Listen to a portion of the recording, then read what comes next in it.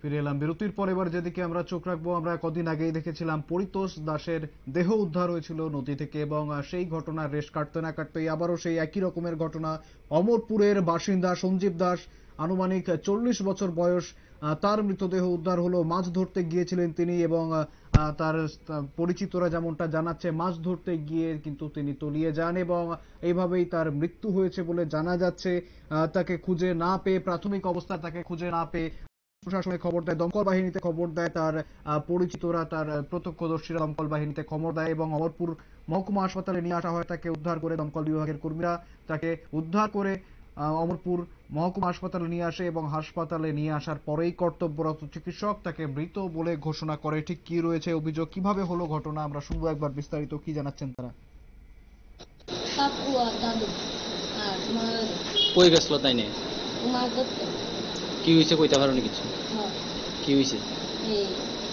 দাদু আর প্রথম কাকু নিচের দিকে মাছ ধরতেছে করে আমি আনতে উপর দিকে যাইতেছি, আর বাবু মনে মনে বলে রয়েছে আমি খাতা বুঝিয়ে গেছি, আমি দিই বাবু ডাক দিস গেছে।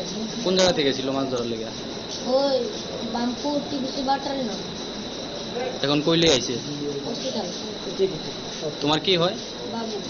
তোমার বাবার নাম কি? সঞ্জীব দাস। বাড়িটা কোন জায়গা তোমার? বাড়ি বামপুর।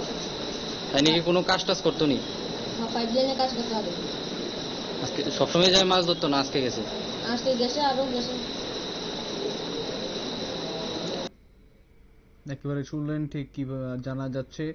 প্রাথমিকভাবে যেটা জানা যাচ্ছে, অর্থাৎ মৃত ব্যক্তি মাছ ধরতে গিয়েছিলেন এবং সেখান থেকেই তিনি নিখোঁজ হন প্রাথমিকভাবে, এবং তাকে উদ্ধার করার জন্য দমকল বাহিনীতে খবর দেওয়া হয়। দমকল বাহিনী এসে তাকে উদ্ধার করে হাসপাতালে নিয়ে গেলে হাসপাতালে চিকিৎসক তাকে মৃত বলে ঘোষণা করেন, এবং গোটা ঘটনার ইতিমধ্যেই তদন্ত শুরু করেছে পুলিশ।